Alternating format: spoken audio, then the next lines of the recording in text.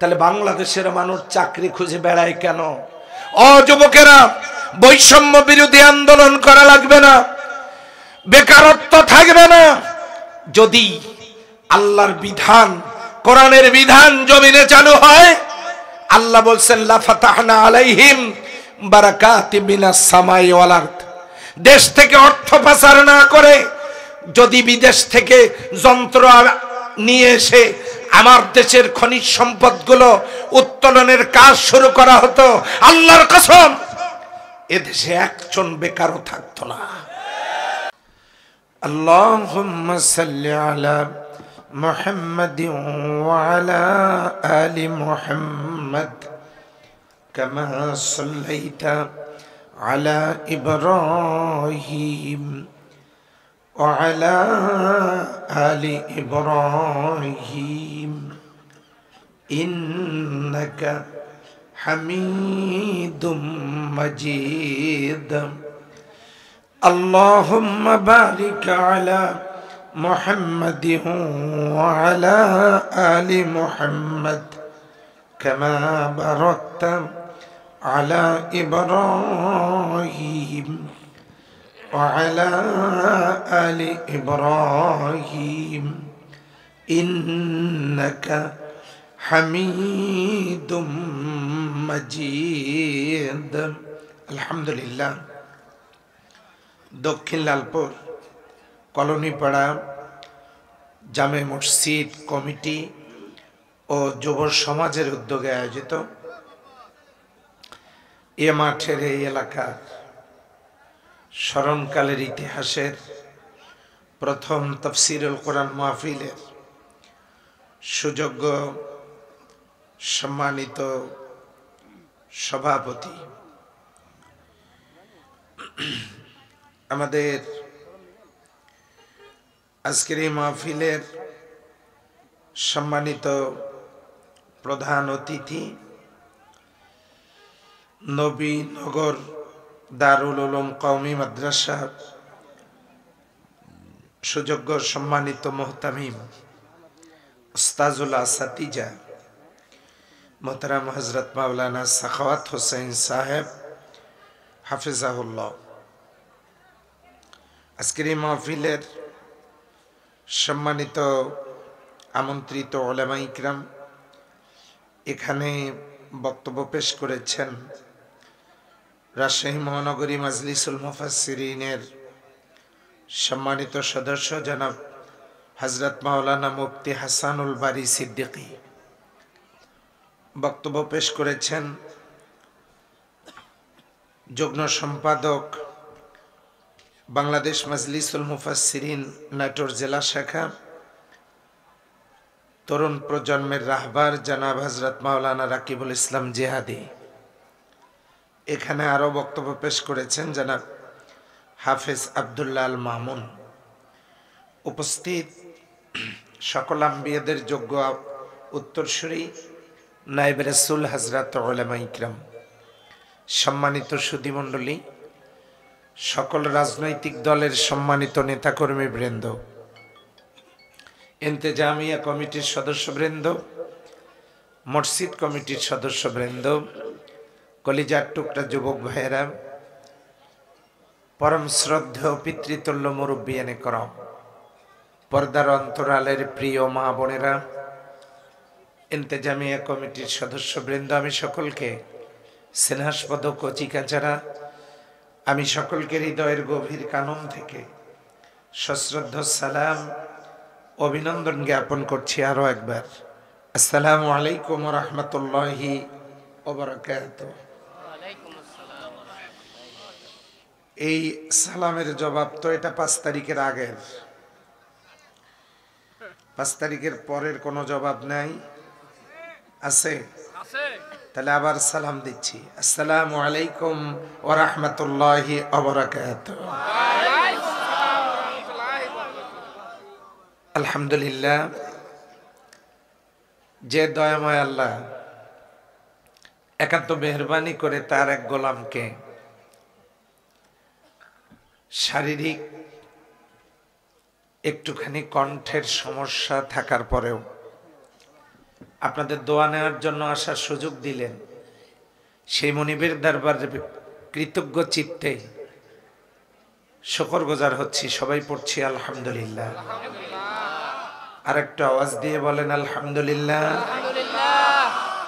রব্বানা লাকাল হামদ হামদান কাসীরান তাইয়িবান মুবারাকান ফীহি। সম্মানিত ভাই ও বোনেরা, আমার আগে যিনি আলোচনা করেছেন, দূর থেকে মাইকে তার কণ্ঠটা অনেক সুন্দর লাগছিল।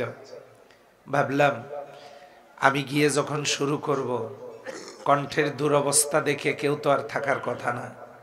তো এই ভাঙ্গা গলায় আল্লাহর কোরআন থেকে কিছু কথা বললে আপনারা কিছু সময় থাকবেন তো ইনশাল্লাহ?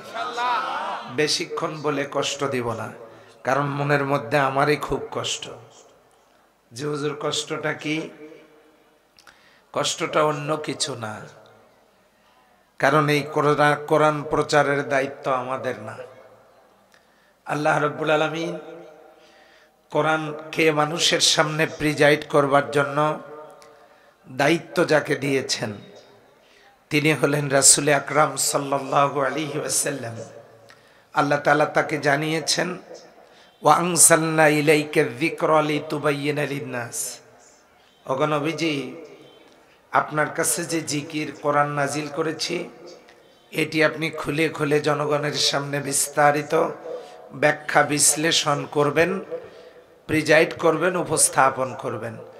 সুবহানাল্লাহ কালকে বললেও চলবে, আপনাদের বলার দরকার নাই, আমি মাঝে মাঝে বলবো। তাহলে যে কোরআন প্রচারের দায়িত্ব বিশ্বনবী সাল্লাল্লাহু আলাইহি ওয়াসাল্লামকে আল্লাহ দিলেন, আমার প্রশ্ন হলো তিনি কি আছেন? তিনি মদিনা মুনাওয়ারায় রওজা মুবারকে, কিন্তু কোরআন রয়ে গেছে। তাহলে এই কোরআন প্রচার করবে কে? সাহাবাজমিনগণ নেই, তাবেঈগণ নেই, তাবেঈনগণও নেই, আইম্মায়ে মুজতাহিদিনগণও নেই, আমাদের আকাবেরারা নেই। তাহলে কোরআন প্রচার করবেন কারা?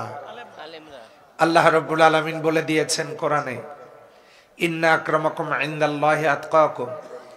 তোমাদের মধ্যে সম্মানিত সব ব্যক্তি সে যে সবচাইতে বেশি আল্লাহকে ভয় করে। মানুষ প্রশ্ন করতে পারে, সবচাইতে বেশি ভয় আল্লাহকে করেন কারা? আল্লাহ আরেকটা আয়াত দিয়ে বলেছেন, ইন্নামা ইয়াখশাল্লাহা মিন ইবাদিহিল উলামা। সবচাইতে বেশি ভয় আল্লাহকে করে আলেমেরা। সুবহানাল্লাহ। আলেম কারা? যদি প্রশ্ন করে মানুষ কারা আলেম, ক্বালান নবী সাল্লাল্লাহু আলাইহি ওয়াসাল্লাম, ইন্নাল উলামা ওয়ারাসাতুল আম্বিয়া। আলেমরা হলো নবীদের ওয়ারিস। সাহাবাগণ বললেন, ইয়া রাসূলুল্লাহ সাল্লাল্লাহু আলাইহি ওয়াসাল্লাম, আলেমদের সম্পর্কে কিছু কথা আমাদেরকে শোনান। আল্লাহর হাবিব সাল্লাল্লাহু আলাইহি ওয়াসাল্লাম বলেন, তারকা খচিত আসমানে লক্ষ কোটি তারকার ভিতরে পূর্ণিমার চাঁদের যে মর্যাদা, আমি নবী যেদিন থাকব না, আমার উম্মতের ভিতরে আলেমদের সেই মর্যাদা। সুবহানাল্লাহ। তাহলে সিলসিলার পরম্পরায়, ধারাবাহিকতায় এই কোরআনের দাওয়াত পেশের দায়িত্ব আমাদের উপরে বর্তায়। কথা ঠিক নয় কি? কিন্তু সেই কোরআনের দাওয়াত দিতে গিয়ে রাসূল আকরাম সাল্লাল্লাহু আলাইহি ওয়াসাল্লাম যেমন বিপদে পড়েছিলেন। আবু জেহেল বলেছিল, ক্বালাল্লাযীনা কাফারু লা তাসমাউ লিহাযাল কোরআন। আবু জেহেল বলেছিল, তোমরা কোরআন শুনবা না। হোয়াই? কেন? ওয়ালগাউ ফীহি। কোরআনের আলোচনা যেখানে হবে সেখানে ডিস্টার্ব করো, দুষ্টমি করো, আলোচনা বন্ধ করে দাও, আলোচনা হতে দিও না, নিজেরাও শুনবে না, কাউকে শুনতেও দিবে না। লাআল্লাকুম তাগলিবুন, সম্ভবত তোমরা গালিব হতে পারবে। গালিব হবে তার মানে তোমরা তোমাদের ক্ষমতার চেয়ারকে পাকাপোক্ত করতে পারবে, কমপক্ষে 41 পর্যন্ত থাকতে পারবা। তোমরা খবরদার কোরআনের আলোচনা শুনতে দিও না। যদি কোরআনের আলোচনা থেকে জনগণকে দূরে রাখতে পারো তাহলে তোমরা তোমাদের চেয়ার পাওয়ার ক্ষমতাকে পাকাপোক্ত করতে পারবে। মক্কার হেরেমে কাবার চত্বরে আবু জেহেল এই বক্তব্য দিয়েছিল তদানীন্তন সময়। কেমনে জানি ওই দিকের বাতাসে ওই বক্তব্য আমার দেশ পর্যন্ত এসে পৌঁছে গেছে, যে কারণে তাফসীর মাহফিল যেখানে হয় 144 ধারা জারি করো, বন্ধ করে দাও, হতে দিও না। বড়টারে কারাগারে রাখো, তার ছোটটারে বিদেশে পাঠায় দাও। এই দিকের কথা বলতেছি না, আমি নদীর ওই পাশের কথা বলতে। ভাইরা, আমি ছোট্ট একটা মানুষ, আমি তো আর এই এলাকায় এসে তেমন কোনো অপরাধ করি নাই। আজ থেকে 4-5 বছর আগে আমার পাশেই একটা মাহফিল ছিল। কমিটি আমাকে মেহমানদারি করার পর মঞ্চে নিয়ে যাচ্ছে। এই বাবারা, এই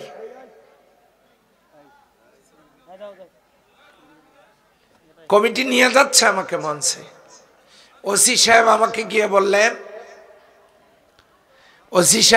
গিয়ে বললেন আপনার মঞ্চে ওঠার দরকার নাই। আমি বললাম কেন?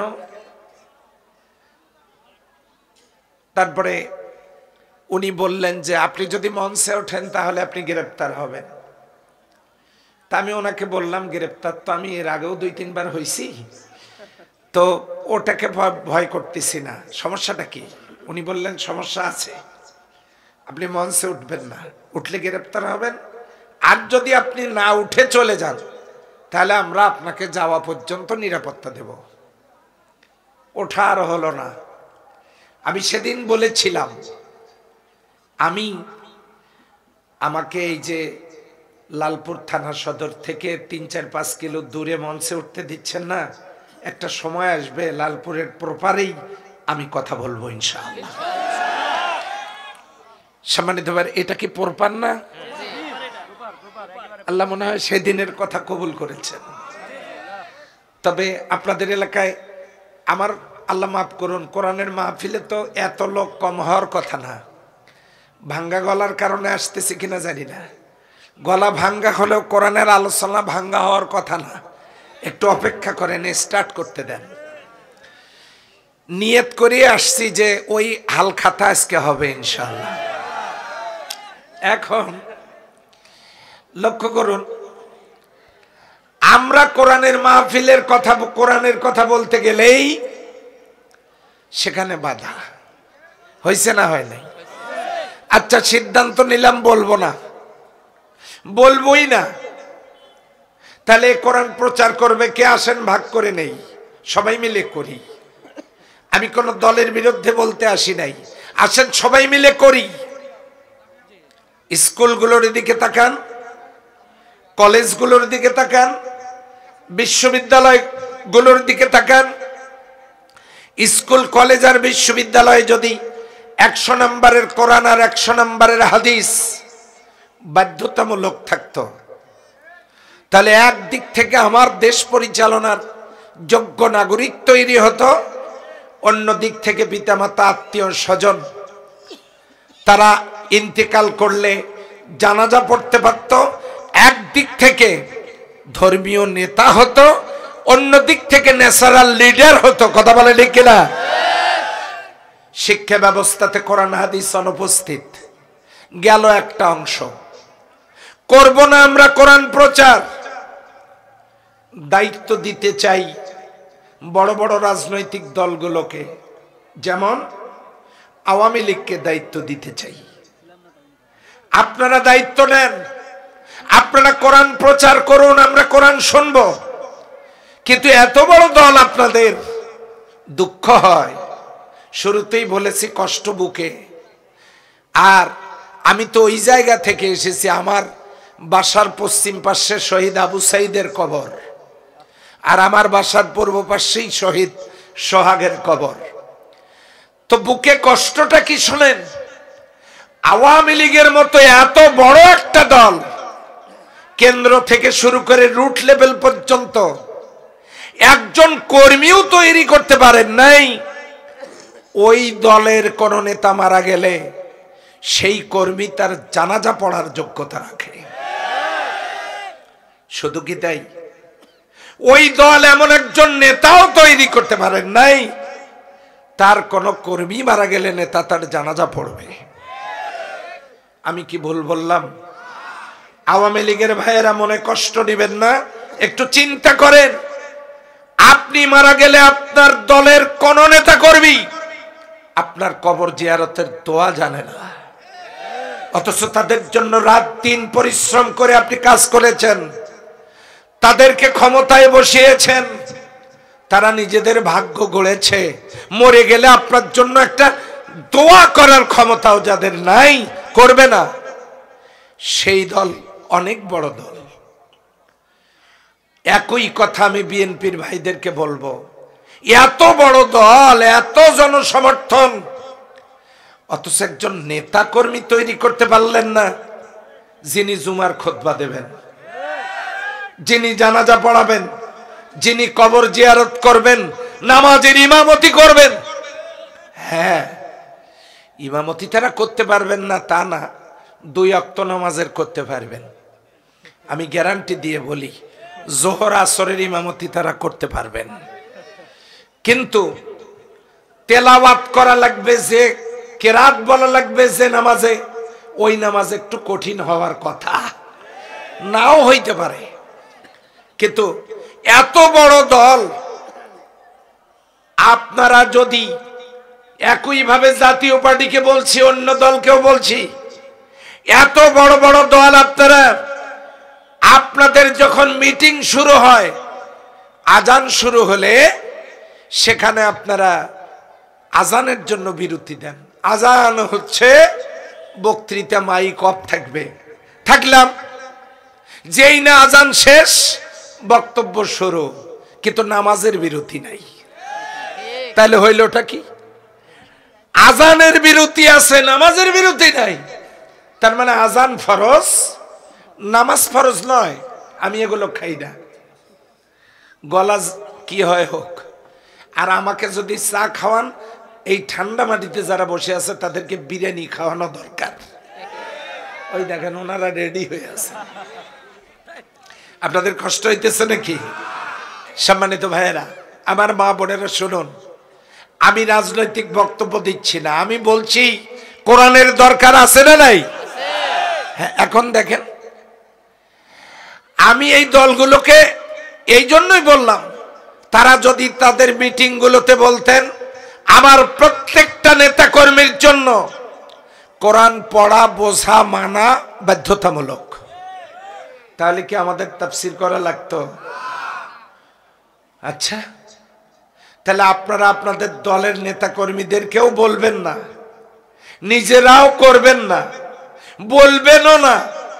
অন্য কেউ বলতে চাইলে আপনারা আবার বলবেন কোরআনের মধ্যে রাজনীতি নাই।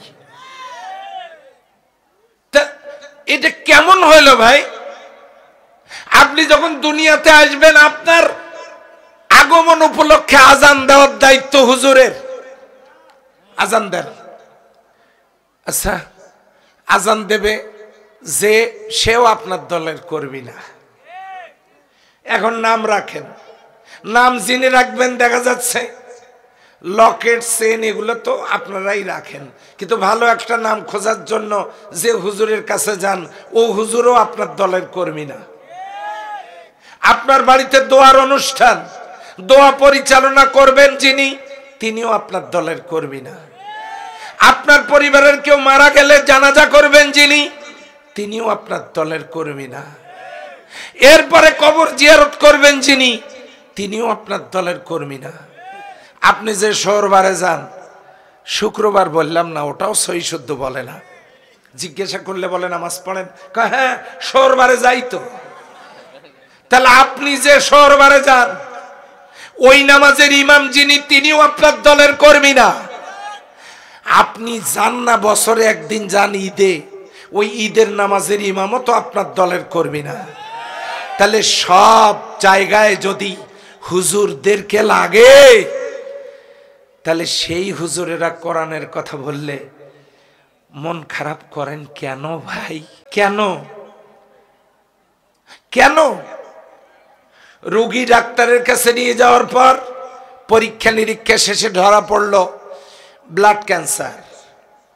এখন ডাক্তার প্রেসক্রিপশন করে দিলেন 3 মাসের বেশি আর ইনি নেই, যা খেতে চায় খাওয়ান, বাড়িতে রাখেন, এই ঔষধ স্যাম্পল ঔষধগুলো ওনাকে খাওয়ান, ট্রিটমেন্ট শেষ। এই প্রেসক্রিপশনটা নেওয়ার সময়ও রোগীর যারা স্বজন তারা কি টাকা দিয়ে নেয় না ফ্রি নেয়? তাহলে 1000 টাকা ডাক্তারের সেই ভিজিট দিয়ে মরণের সনদপত্র কেনেন, অথচ ডাক্তারকে গালিগালাজ করেন না, ডাক্তারের উপরে আক্রমণ করেন না। অথচ যদি আপনার অসুখ নাও হতো, অন্য অসুখ যেগুলো ভালো হবে সেটা প্রেসক্রিপশন যদি করে দিতেন, তাও আপনি জীবনে অসুস্থ হতেন। আর আপনাকে যদি ওই ডাক্তার ক্যান্সার পরীক্ষায় রিপোর্ট না দিত, তবু আপনি আমি মরতাম, দুনিয়া থেকে যেতাম, থাকতাম নাকি? যেতাম। কিন্তু যে কিতাব মানলে দুনিয়াতেও ভালো হবে, পরকালেও ভালো হবে। আল্লাহ তাআলা বলেন, অনুনাজ্জিলু মিনাল কোরআনি মা হুয়া শিফাউ ওয়া রাহমাতুল লিল মুমিনিন। আমি যে কিতাব নাজিল করেছি এটা বিশ্ববাসীর জন্য সব সমস্যার সমাধান, এটা মুমিনদের জন্য রহমত। চিল্লায়া বলেন সুবহানাল্লাহ। আমি মুসলিম মায়ের সন্তান, আমরা Muslim, we are great, we are latest. তাহলে সেই মুসলিম মায়ের সন্তান আপনি, আপনার বাড়িতে কোরআন, ঘরে কোরআন, মাদ্রাসায় কোরআন, মসজিদে কোরআন, সেই কোরআন মেনে চললে দুনিয়াতেও ভালো হবে, পরকালেও ভালো হবে। সেই জন্য কাউকে কটাক্ষ করা, বকা দেওয়ার জন্য আমি আসিনি। সকল দলের ভাইদেরকে বিনয়ের সাথে অনুরোধ করছি, আসুন। 53টা বছর দেখলেন কোরআন ছাড়া দেশ চলল, সুদ বন্ধ হয়েছে? অবশ্য নাটোরের সুদ নাই, আমি এটা গ্যারান্টি দিয়ে বলতে পারি। জেনা বন্ধ হয়েছে, নারী নির্যাতন বন্ধ হয়েছে, মানুষ খুন বন্ধ হয়েছে, মিথ্যা মামলা বন্ধ হয়েছে, জমি দখল বন্ধ হয়েছে। তাহলে কোরআন ছাড়া চালায়া একটি পাপের দরজাও বন্ধ কেউ করতে পারেনি। যারাই চেয়ারে ছিলেন সবাই মুসলিম মায়ের সন্তান, পারেন নাই। সুতরাং এই কোরআন যদি থাকতো, এই জমিনটা আল্লাহর জান্নাতের টুকরায় পরিণত হতো। টাটকা প্রমাণ। রাশিয়া 20 বছর, আমেরিকা 20 বছর, 20-40 বছর যুদ্ধ করে আফগানিস্তানটাকে তামা করে দিয়েছে। ওরা যখন বিদায় নিয়ে চলে গেল, আফগান মুজাহিদেরা আফগানিস্তানে কোরআনের আইন চালু করলো। মাত্র 2 মাস পর আফগানিস্তানের মাটির নিচ থেকে পান্নার খনি, বিশ্বাস না হয় আপনার 3G সেটে ইউটিউবে গিয়ে সার্চ দেন, আফগানিস্তানে পান্নার খনি, নিজের চোখে দেখতে পারবেন। আফগানিস্তানে পান্নার খনি জমিনের নিচ থেকে। রাশিয়ার কাছে পরীক্ষা করার যন্ত্র ছিল, আমেরিকার কাছে ছিল, আল্লাহ তাদের হাতের নাগালে এটা দেয় নাই, দেয় নাই। আল্লাহ সূরা আরাফে বলেছেন 96 নম্বর আয়াতে, লা ফাতাহনা আলাইহিম বারাকাতিম মিনাস সামাই ওয়াল আরদ ওয়ালাউ আন্না আহলাল কুরআ আমানু ওয়াত্তাকাউ। জাতির লোকেরা ঈমান আনার পর যদি তাকওয়ার নীতি অবলম্বন করে। তাকওয়ার নীতি কি? কোরআনের বিধিবিধান পালন করার মধ্য দিয়ে যদি আল্লাহকে ভয় করে। আল্লাহ বলছেন, আমি আল্লাহ আকাশ আর জমিনের বরকতের সমস্ত দরজা তাদের জন্য খুলে দেব। আফগানিস্তানের মাটির নিচ থেকে পান্নার খনি আল্লাহ আফগান মুজাহিদদের হাতের নাগালে দিয়ে দিলেন। এবারে অর্থনীতি পড়েন, হীরার চাইতেও দামি এই পান্না। অর্থনীতিবিদরা বলেছেন অল্প কিছুদিনের মধ্যে বিশ্বের অর্থনীতিতে সুপার 10-এ চলে আসবে আফগানিস্তান। আমাদের কিসের সমস্যা ভাই? কিসের সমস্যা? আপনারা কি ইসকনের নাম শোনেন নাই? ইসকন জন্ম হয়েছে আমেরিকায়, লালন পালন করেছে পাশের দেশের বন্ধু রাষ্ট্র, এদেরকে শক্তিশালী করে তুলেছে। এরা এদের শক্তির প্রমাণ দিয়েছে আমার দেশের একজন মুসলিম আইনজীবীকে গলা কেটে হত্যা করে। এটা প্রমাণ দিয়েছে আমরা খুব শক্তিশালী। কেন শক্তিশালী? শিকড় গভীরে প্রথিত করছিল জানেন? পার্বত্য চট্টগ্রাম, রাঙ্গামাটি, খাগড়াছড়ি এই 3টে জেলাকে দখল করে তারা আলাদা রাষ্ট্র করবে। কেন করবে জানেন? বাংলাদেশের সীমানায় পার্বত্য চট্টগ্রামের পাহাড়ের নিচে আমার আল্লাহ স্বর্ণের খনি দান করেছেন। আমি আজকের মাহফিলে জিজ্ঞাসা করতে চাই যুবকরা যে মাহফিলের ইন্তজাম করেছেন, ও যুবকেরা, আমার দেশের নাগরিকেরা, এক ফোঁটা রক্ত শরীরে থাকতে আমার দেশের 1 ইঞ্চি মাটিও ভিনদেশী কোন শকুনের হাতে আমরা কি তুলে দিতে রাজি আছি? পার্বত্য চট্টগ্রামের পাহাড়ের নিচে স্বর্ণ। তথ্য নেন, ঠাকুরগাঁর হরিপুর থেকে দৈনিক 500 ব্যারেল তেল ওঠে। 500 ব্যারেল তেল দিয়ে বাংলাদেশের কিচ্ছু হবে না। আল্লাহ তাআলা সিলেটে আরেকটা তেলের কূপের সন্ধান দিলেন, সেখান থেকে 600 ব্যারেল তেল ওঠে। এই 500-1100 ব্যারেল তেল দিয়ে বাংলাদেশের কিচ্ছু হবে না। এই জন্য আল্লাহ তাআলা সেন্ট মার্টিন দ্বীপের নিচে বাংলাদেশের সীমানায় বিশাল বড় তেলের খনির সন্ধান দিলেন। পাইলাম স্বর্ণ, পাইলাম তেল। শহীদ আবু সাইদ যে মাটির নিচে শুয়ে আছেন, শহীদ আবু সাইদের কবরের নিচে দক্ষিণ পূর্ব এশিয়ার সর্ববৃহৎ কয়লার খনি। 9 কিলোমিটার এরিয়া জুড়ে কয়লা।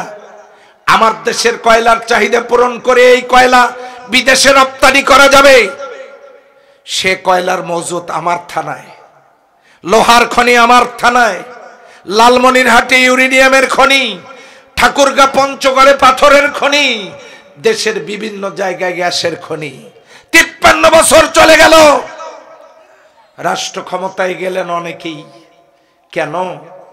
বেকারত্ব মুক্ত বাংলাদেশ গঠন হলো না।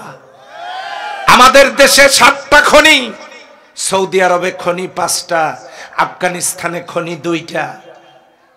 এই 5টা খনি নিয়ে তারা যদি বিশ্বের কারো কাছে হাত না পাতলেও চলে, তাহলে বাংলাদেশের মানুষ চাকরি খুঁজে বেড়ায় কেন?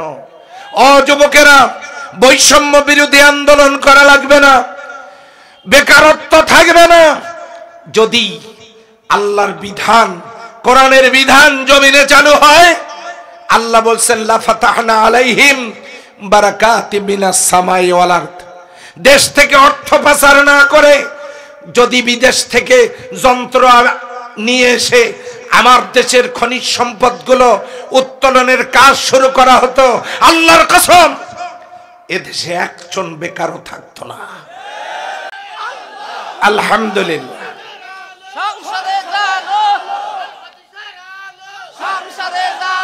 আলহামদুলিল্লাহ।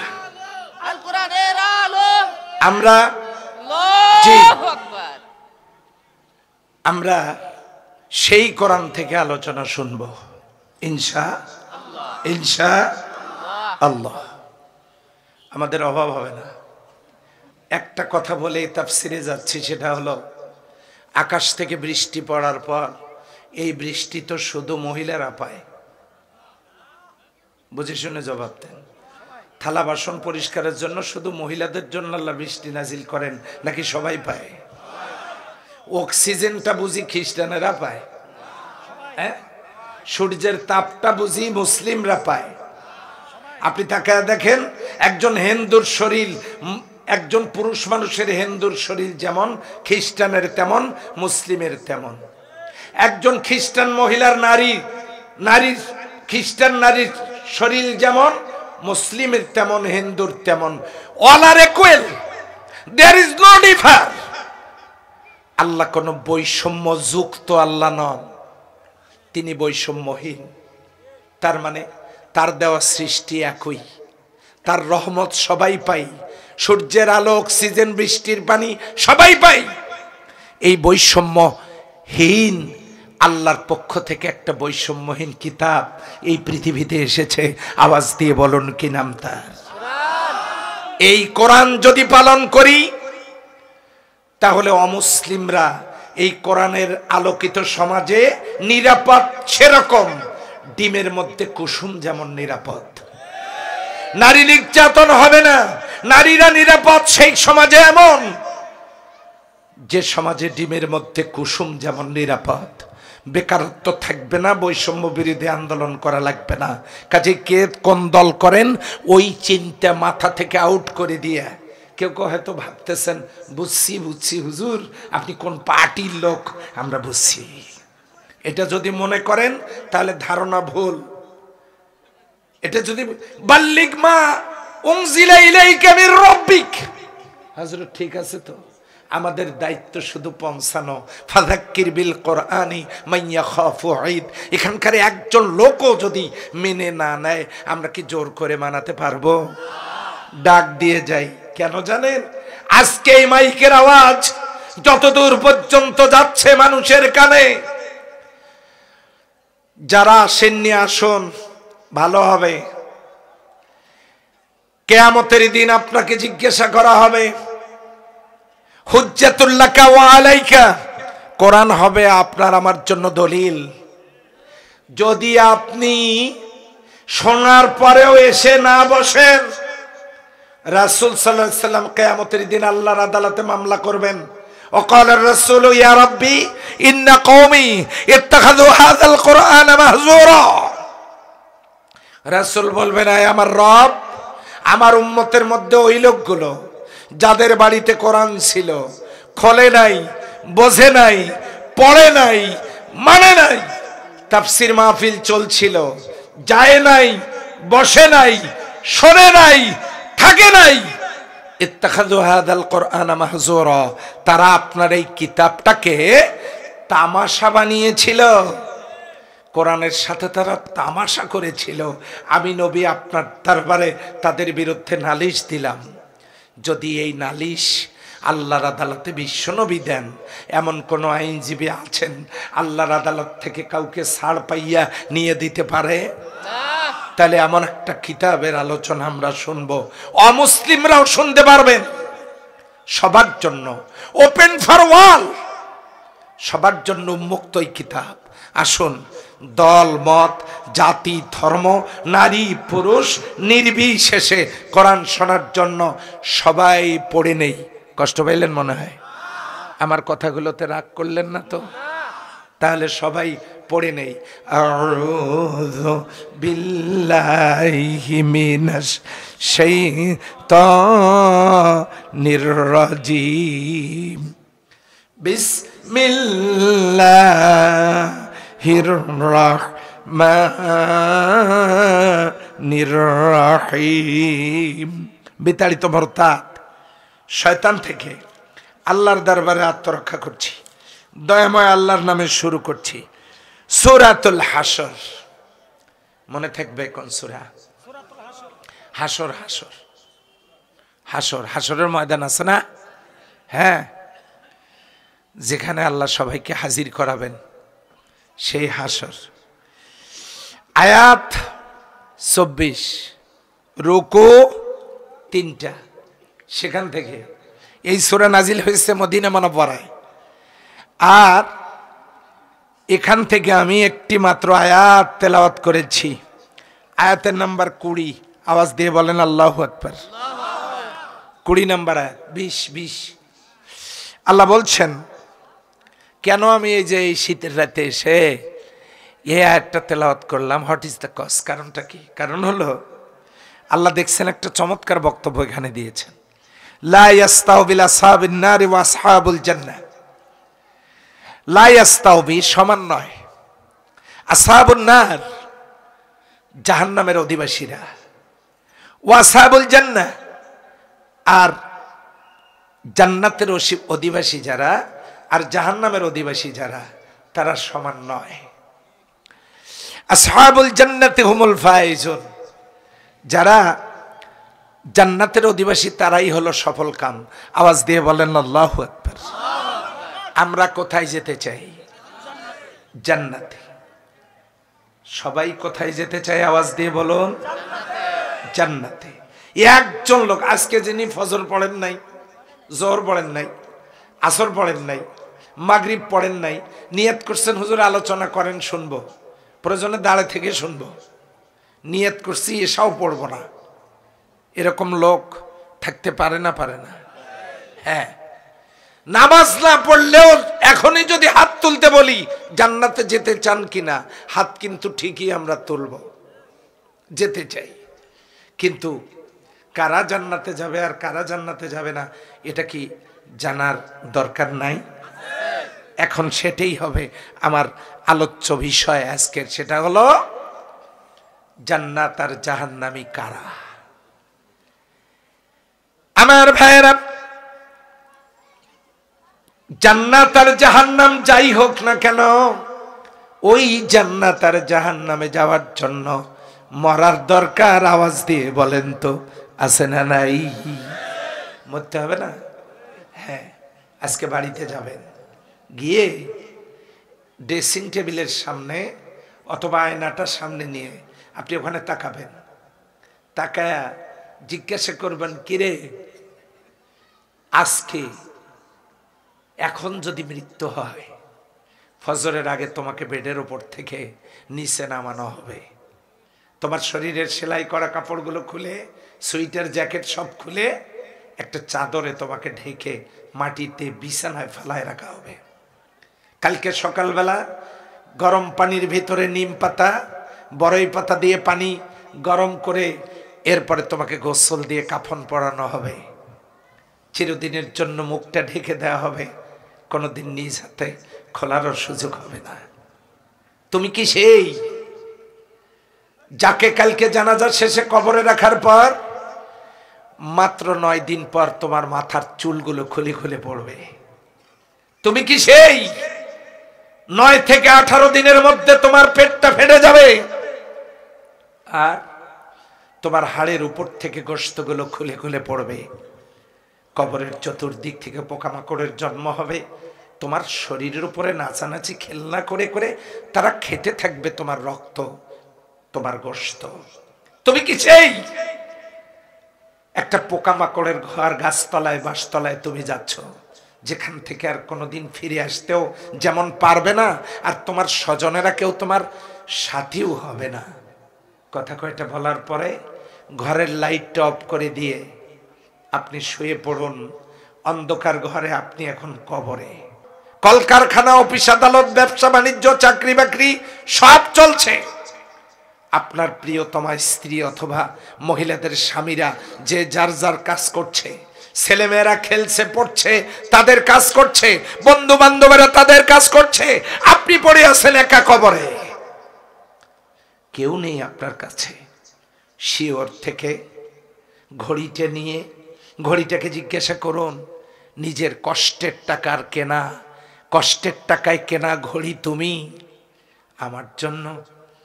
আমি এখন মৃত্যু পড়ে আছি কবরে, আমার জন্য একটা মিনিটও তুমি থেমে থাকতে পারলে না, একটু শোক পালন করতে পারলে না? আপনার নিজের টাকায় কেনা ঘড়িও আপনার জন্য একটা মিনিট থেমে থাকবে না।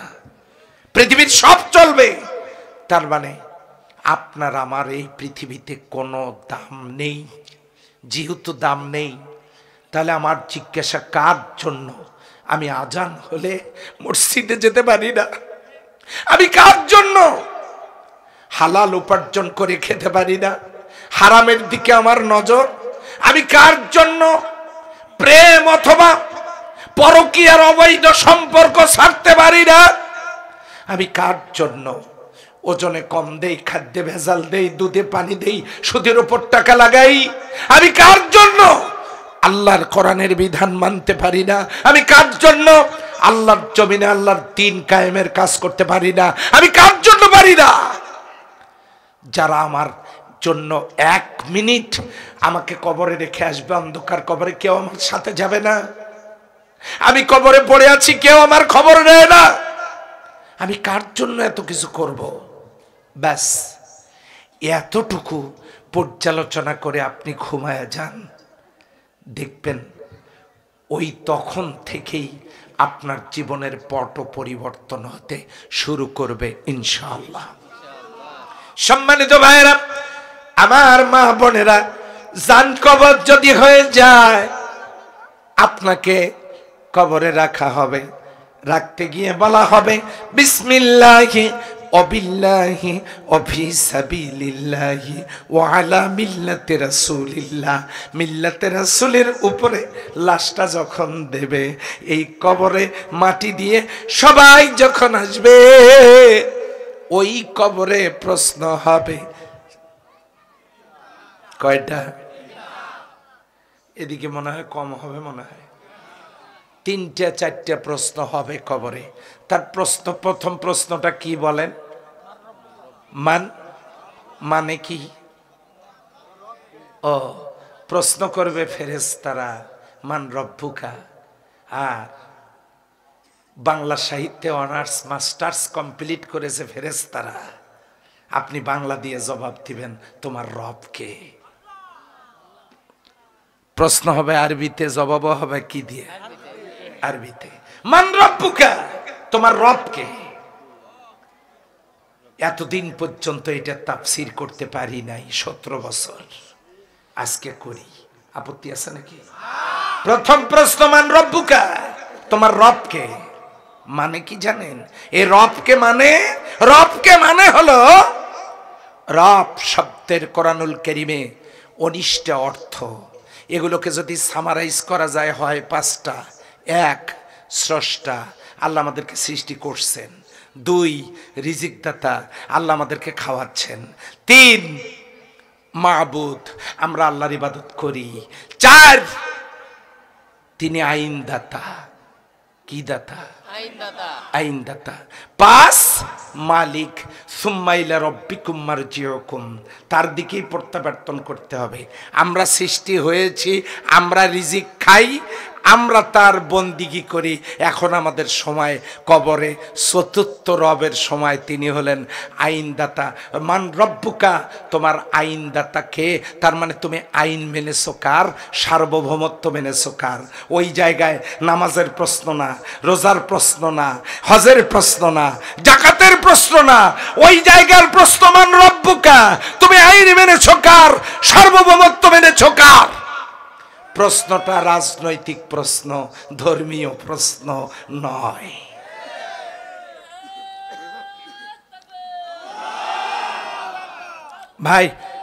ভাই সময় খুবই কম, একটু শোনেন। প্রথম প্রশ্ন রাজনৈতিক প্রশ্ন, নামাজ রোজা হজ যাকাতের প্রশ্ন নয়। তাহলে এখন চিন্তা করে দেখেন তো, আমরা আইন মানি কার? আইন মানি লর্ড ম্যাকুইলের, ব্রিটিশের আইন। আমার দেশে 511টা প্যানেল কোর্ট, আল্লাহর একটা আইনও এই জমিনে চালু নাই। তাহলে প্রথম প্রশ্নের জবাবের জন্য আর ইউ প্রিপেয়ার্ড? আমরা কি প্রস্তুত? প্রস্তুত না। মান রব্বুকা, তুমি আইন মেনেছো কার? সার্বভৌমত্ব মেনেছো কার? নামাজ রোজার প্রশ্ন না, প্রথম প্রশ্ন রাজনৈতিক প্রশ্ন। দ্বিতীয় প্রশ্ন আমার দিনুকা, তুমি কোন দলের লোক? এখন প্রশ্ন আসতে পারে, দিন মানে দল পাইলেন কেমনে? দিন মানে কি কি দেখেন? দিন মানে ইসলাম, ইন্নাদ দীনে ইনদাল্লাহিল ইসলাম। দিন মানে পরকাল, মালিক ইয়াউমিদ্দিন, যিনি বিচার দিনের মালিক। 3 নাম্বার, দিন মানে আদর্শ। ইন্নী আখাফু আন ইউবাদদিলা দীনাকুম, ফেরাউন তার মন্ত্রী পরিষদের ডাক দিয়ে বলতেছে, আমার ধারণা হয় মূসা তোমাদের আদর্শ পাল্টায় দেবে। দিন মানে আদর্শ, দিন মানে জীবন ব্যবস্থা, দল। আল ইয়াউমা আকমালতু লাকুম দীনাকুম ওয়া আতমামতু আলাইকুম নি'মাতি ওয়া রাদিতু লাকুমুল ইসলাম দীনা। তুমি কোন দলের লোক? নামাজ রোজা হজ যাকাতের প্রশ্ন না, তোমার দলীয় পরিচয় দাও, তুমি কোন দলের লোক। জবাব যদি একবার দিতে পারেন আমি তরমুজ পার্টির সেক্রেটারি, তাহলে তার কবরে কোনো প্রশ্নই হবে না। আর যদি বলতে পারেন আমি বাঙ্গি পার্টির প্রেসিডেন্ট, তাহলে তো মনে হয় আর কোনো প্রশ্ন হবে না। দ্বিতীয় প্রশ্ন রাজনৈতিক প্রশ্ন, নামাজ রোজা হজ যাকাতের প্রশ্ন না, তুমি কোন দলের লোক। 3 নম্বরের প্রশ্ন মান নবিয়ুকা। সূরা নাবা, নাবা মানে সংবাদ শিরোনাম, নাবা মানে ব্রেকিং নিউজ, নাবা মানে হেডলাইন্স। এখান থেকে আপনি যদি নবী বানান, নবী মানে সাংবাদিক, নবী মানে মেসেঞ্জার, নবী মানে সংবাদদাতা, সংবাদ মানে নিউজ। নিউজ কি? এনতে নর্থ উত্তর, ইতে ইস্ট পূর্ব, ডাব্লুতে ওয়েস্ট পশ্চিম, এসতে সাউথ দক্ষিণ, উত্তর দক্ষিণ পূর্ব পশ্চিম মিলে ইন দ্য আর্থ গোটা পৃথিবী। এই পৃথিবীর খবর, আসমান পৃথিবীর খবর আল্লাহর পক্ষ থেকে যিনি মানুষকে দেন তিনি মেসেঞ্জার, তিনি হলেন নবী। তৃতীয় প্রশ্ন আমার নবী জোকা, তোমার সংবাদদাতাকে, তোমার মেসেঞ্জারকে, তোমার লিডারকে, তোমার দলের নেতাকে। এখানেও নামাজ রোজা হজ যাকাতের প্রশ্ন নয়, 3 নম্বর প্রশ্ন রাজনৈতিক প্রশ্ন। এই 3টে প্রশ্নের উত্তর দেওয়ার জন্য তুমি তুমি তুমি আইন মেনেছো কার, সার্বভৌমত্ব মেনেছো কার, তুমি কোন দলের লোক, আর তোমার দলের নেতাকে। এই 3টে প্রশ্নের জবাব আমাদের রেডি করে নিয়ে যাওয়ার দরকার আছে না নাই? এই ওয়াজ শোনার পরে সিরাজগঞ্জে এক লোক আমাকে বলতেছে যে হুজুর, না এই ওয়াজ শোনার পরে না, আমি মাহফিল করতে যাওয়ার পর আজ থেকে এই মানে গত বছরে মাহফিল করতে গিয়েছি, সেখানে আমাকে বলতেছে হুজুর দেশের খবর খুবই খারাপ, কে কি করে করুক, কে কোন দল করে করুক, ওই সব নিয়ে আপনার কোনো আলাপ আলোচনা করার দরকার নেই। আপনি মাটির উপরে কি হচ্ছে হোক তা নিয়ে আপনার বক্তব্য দেওয়ার দরকার নেই, আপনি টোটাল বক্তব্য দিবেন মাটির নিচে। তা আমি বললাম ভাই মাটির নিচে বক্তব্য দিয়ে লাভ কি? আপনিও ভালো থাকেন, আমাদেরকেও ভালো থাকতে দেন। মাটির উপরের বক্তব্য দিলে বিপদ আছে, আপনি মাটির নিচের আলোচনা করেন, কবরের কথা বলেন, হাসরের কথা বলেন। আমি তখন বললাম ভাই মাটির উপরের চাইতে বিপদ ওখানে বেশি।